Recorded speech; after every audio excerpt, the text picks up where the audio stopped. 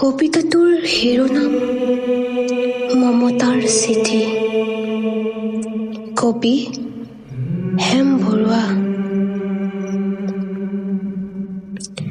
মৰমৰ, এয়া মম এডাল জ্বলাই লৈছোঁ। আজি বহু দিনৰ মূৰত তোমালৈ চিঠি লিখোঁ বুলি।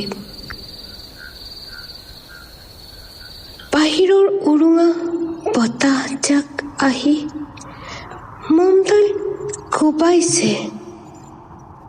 চাওঁ, খিৰিকীখন জপাই দিওঁ।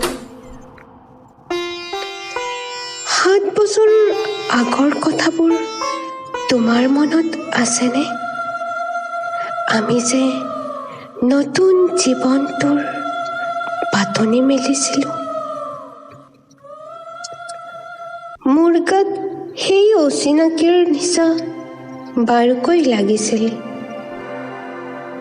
সিদিনা আছিল কাতিৰ কুঁৱলী সনা কোমল পুৱা।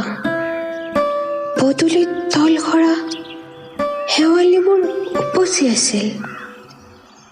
আৰু সন্ধিয়া মই তোমালোকৰ ঘৰলৈ নকৈ আহিবৰ দিনা আকাশৰ মেঘৰ মোহনাত হালধীয়া জোনটো নাওখন লৈ আমাক যে ৰিঙিয়াই মাতিছিল তৰাৰ দেশলৈ।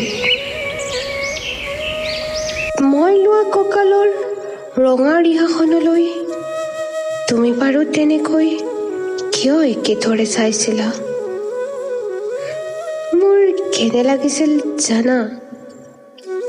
তুমি যেন কোনোবা দূৰ বিদেশৰ স্বপ্নাতুৰ আলোকৰ মানুহ, আৰু মই যেন এপাহ তল সৰা শেৱালি। সেইদিনা মন সাগৰত মোৰ এৰি অহা আৰু আহি পোৱা অলেখধৰ গোপনি জাগিছিল।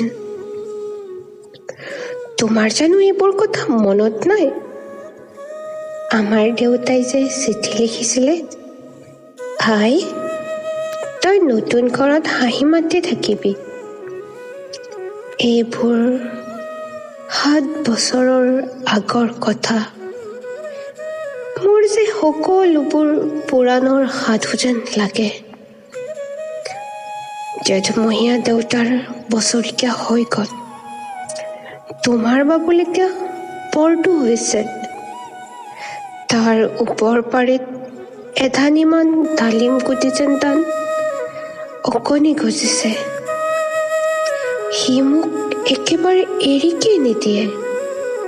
কেতিয়াবা মোৰ যে ইমান খং উঠে, তুমি নাই নহয় সেইকাৰণে। সি বাৰু মোৰ বগা হাতযোৰালে এনেদৰে তথালাখি চাই থাকে কিয়? তাৰ উপজাৰে পৰা এইযোৰ কাপোৰ চিনাকি, সেইকাৰণে নহয়। বাবুল এতিয়া বৰটো হৈছে, বুজিছা? আৰু ডাঙৰ হ'লে স্কুলত তাক নাম লগাই দিম। সি আঁতৰি থকা সময়খিনি মোৰ যে বুকুখন তেনেই উদং হৈ থাকিব ভাই। আৰু কি লিখিম? বিশেষ একো নাই। মোৰ এই শপত, তুমি যিদিনা উলটি আহিবা মোক আগতীয়াকৈ জনাবা দেই। মই ভোক দৈ দি পঠিয়াই গৈ বুঢ়া লুইতৰ বুকুৰ পৰা তোমাক ৰিঙিয়াই মাতিম।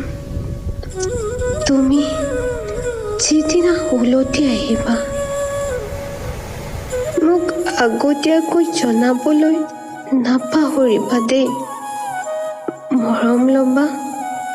এটি তোমাৰ মমতা। পুনৰ এইবাৰ বুজিছা, মাঘৰ মেজিৰ জুইকুৰা বৰ ৰঙাকৈ জ্বলিছিল। আমাৰ আইতাৰ কলি ছাগলীজনীৰ 2টা পোৱালি জগিছে। এটা সোঁত বগা আৰু শান্ত পোখৰা।